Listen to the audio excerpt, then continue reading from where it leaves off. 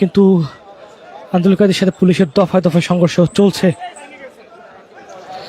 আপনারা যেমনটি দেখছেন পুরো এলাকাটিতে কিন্তু এই মুহূর্তে রণক্ষেত্রে পরিণত হচ্ছে এবং দফায় দফায় পুলিশের সাথে তাদের সংঘর্ষ চলছে। কিন্তু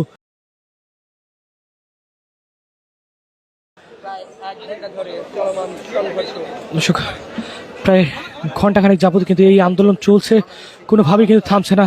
আবার আন্দোলনকারীরা কিন্তু সামনের দিকে আসছে, যখনই কাছাকাছি আসে তখন পুলিশ তাদেরকে উদ্দেশ্য করে সাউন্ড গ্রেনেড নিক্ষেপ করে এবং তাদেরকে আবার পিছনে হটানোর জন্য চেষ্টা করে।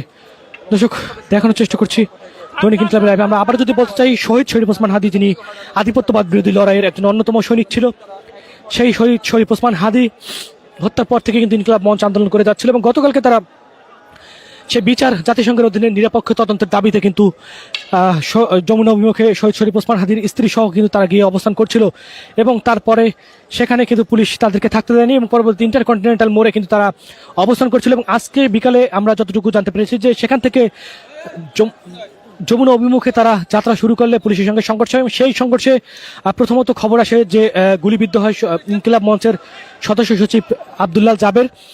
পরবর্তীতে পুলিশের পক্ষ থেকে এটিকে অস্বীকার করা হয় এবং কিন্তু বেশ কয়েকজন আহত হয়েছে। সেই আহত হবার পরপরই কিন্তু শাহবাগ এলাকায় বিক্ষোভ নামে এবং রাজু ভাস্কর্য বিক্ষোভ নামে পরবর্তী শাহবাগে কিন্তু এক বিশাল বিক্ষোভ মিছিল অনুষ্ঠিত হয় এবং সেইখান থেকে যদি আমরা বলি যে সেই বিক্ষোভ